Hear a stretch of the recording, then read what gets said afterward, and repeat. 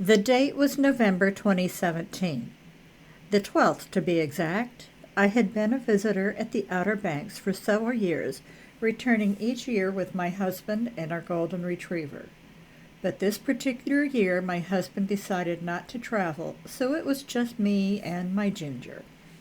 Our first day at the beach was sunny and wonderful, and while I was walking the beach, I noticed an airplane overhead with a banner behind it advertising all-day flights for $15. I snapped a quick photo of the banner, and upon returning to the cottage, I looked it up online. The $15 was for a trip up and then right back down. Well, I wanted to see the Outer Banks for a bit more than that, so I happily paid the price for a half-hour trip, and off I went. What a thrill! I had a great pilot who helped me relax. It had been years since I had flown, and I had never flown in a small plane, so I was quite nervous. He explained it would be a bit bumpy when we hit the tree line, but after we cleared that it would settle down, and I was in for a great trip. Our first destination was the Wright Brothers Memorial. Yes, the wonderful duel of Wilbur and Orville Wright, who were the first in flight. The Wright Brothers National Memorial is located in Kill Devil Hills, North Carolina. This historical event of flight took place in 1903. Look how far we have come since then. Next was the Jeanette Fishing Pier, which is located in Nags Head. This 1,000-foot-long pier has seen different versions of itself over the years due to storms and hurricanes. The current concrete platform is usually lined with several fishermen and women. Enjoy the stroll along the pier to view the various birds and sea creatures. Inside the pier house is a shop and a small aquarium. Next, we flew over the beach cottage that I rented for the week. This charming 3-bedroom home is oceanfront with a screened-in porch, and I just love sitting there in the mornings, drinking my coffee and catching a quick glimpse of the dolphins as they surfaced, or the miles and miles of cormorants flying up or down the seaway. But my favorites were always the pelicans as they skimmed over the top of the waves. As we headed south and slightly inland a bit to take in the beauty of the Body Island Lighthouse, I was not disappointed to see it from the air. I usually climb this lighthouse to see from the air while I'm on the ground, but this was special to me. This lighthouse stands 156 feet tall and boasts a first-order Fresnel lens. There is a gift shop on the main floor of the keeper's home and a bordered walkway to an overlook area that is worth taking the time to see. More on this lighthouse in a bit. Next up is the Herbert C. Bonner Bridge, which crosses the Oregon Inlet. You can see the construction starting on the new bridge, which is that taller piece behind the bridge. Building that new bridge would take 3 years to complete. The new construction began in March 2016 and was completed in February of 2019. The next thing we see is the shipwreck of the Oriental. It is located 3 miles south of the bridge over the Oregon Inlet, directly across from the Pea Island Visitor Center. Also known as the boiler wreck, the Oriental steam engine protrudes from the water and resembles a boiler about 100 yards from shore in 15 to 20 feet of water, depending on tides. It is surrounded by strong currents. The wreck is perpendicular to the beach, with the bow pointing towards the shore. This 210-foot federal transport tanker sank on May 16, 1862. The next view is of the Oregon Inlet, looking out to sea. The Oregon Inlet is a waterway on North Carolina's Outer Banks that connects the Pamlico Sound to the Atlantic Ocean. This waterway was created by a hurricane in 1846, and it is considered one of the most dangerous inlets on the East Coast due to the shifting sandbars and treacherous currents. Just before crossing the bridge to Pea Island National Seashore is the Oregon Inlet National Park campground, where seniors can stay for half price with your America the Beautiful pass. I have stayed there and I loved it, although I must warn you that the showers provided are outdoor showers and it can be a bit chilly in November. Here is another view of the Herbert C. Bonner Bridge. Please take note of the Body Island Lighthouse in the background and the beginning structure of the new bridge. The old bridge is now gone as of 2013. The bridge crossing Oregon Inlet is now called the Mark Bass Knight Bridge, which replaced the older Bonner Bridge. The new structure carries North Carolina Highway 12 and honors former state senator Mark Bass Knight, providing a crucial link for the Outer Banks. The old Bonner Bridge remnant section is now a popular fishing pier known as the Bonner Bridge Pier. So now we return to the Body Island Lighthouse, viewing it from the front. As I said earlier, it stands 156 feet tall, and it has 219 steps spiraling to the top. It is located on the Roanoke Sound side of a portion of a peninsula that is the first part of the Cape Hatteras National Seashore. While some pronounce the name with a long O sound, it is traditionally pronounced as Body.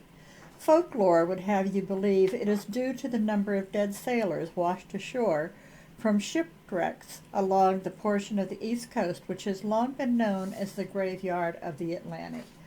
But that is not true. The name is actually derived from the original name of the area, which was Body Island, after the Body family who once owned the land. We are now heading back to the airport, which is located on Roanoke Island. At Roanoke Island Festival Park in downtown Manteo, visitors can explore the Elizabeth II, a replica of a 16th century English merchant ship from the 1585 Roanoke voyage. Moored along the waterfront, the ship offers interactive experiences with costumed sailors. The ship's staff share insights into the ship, the Roanoke voyages, and the early days of English-speaking America. While there, be sure to visit the ancient village, where they may put you to work or possibly lock you in the stockade. Now our trip is over, and we are coming in for a landing on the long runway. I enjoyed this trip so much, I decided right then and there that I was coming back before week's end to do it all again, and the pilot promised me a trip north the next time. What an experience that was. I was glad to have my feet back on the ground, but I counted the days for the next flight, and it was a dandy. Stay tuned, because the next time I bring the video camera along. The day of my second flight dawned bright and beautiful. This was going to be a wonderful day as well. Bright and sunny with clear skies ahead, always a bonus when taking to the air. I met with the same awesome pilot. Gee, I wish I could remember his name. We went up in a different plane this time, and as promised, we headed north toward the Currituck Lighthouse. Equipped with my video camera. No, not my phone, that's how old-fashioned I was. I was so concentrating more on videos, but I did manage to get a few still shots. Here is one of those still shots with me and that awesome pilot. Need I say any more? Well, I will. This guy was a pleasure to take flight with, and he was an excellent instructor as well. This silly boy actually allowed me, yes, me, to take over and fly the airplane for about a minute. Talk about an awesome experience. So here I am, flying the airplane. The pilot, of course, is the one who took this picture. He was pretty awesome to allow me to do this, but as the instructor, I think it is his job to try to talk people into taking flying lessons. If I had a reason to, I'm sure I would have.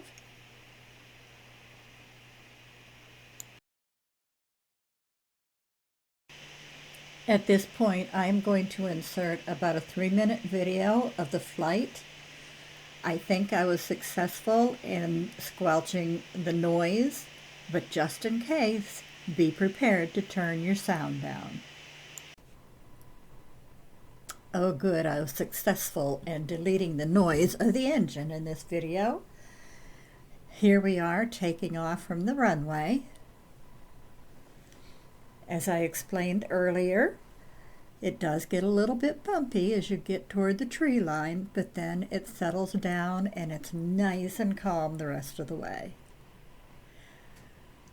I wish I could see the ground better to see what is down there, but just know that it is well built up down along the Outer Banks. We go through Nag's Head and Kill Devil Hills and Corolla.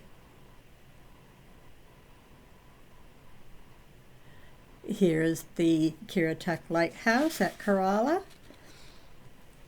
When visiting the Outer Banks, this is a must. This lighthouse was built in 1875 and was the last large tower built on the Outer Banks. It is 162 feet tall and it has 220 steps to the top.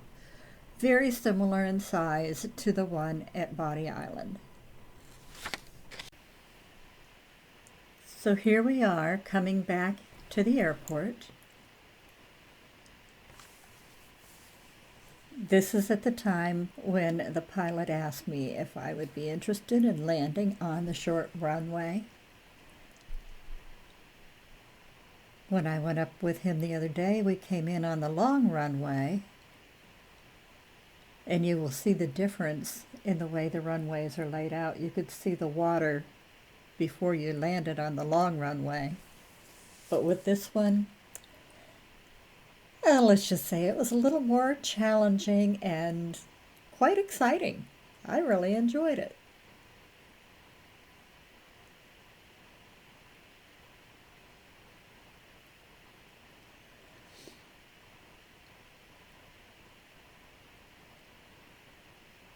Well, there's your airport and there's your runway. He did explain to me as we were coming in that we're actually only going about 55 to 60 miles per hour as we come in. Nothing different than being in a car, except that we're not on the ground yet. But it was a very smooth landing.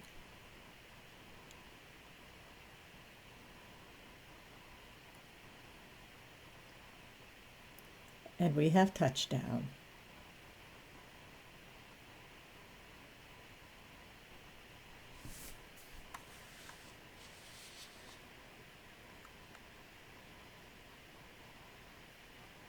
Oh, what a wonderful trip. The following are just a couple of the still shots I managed to get when I could get the video camera down and my other camera up. Here we are flying around the Currituck Lighthouse. You can see in the foreground the Whalehead Clubhouse. Once was a private residence from the 1920s, done in the Nouveau art style. It was once a very exclusive club.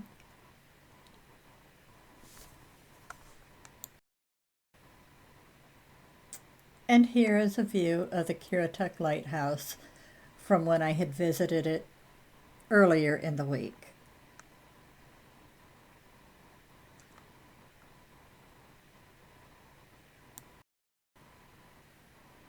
I want to thank you for watching this video the whole way through. If you have made it this far, I certainly hope you enjoyed my look at the past.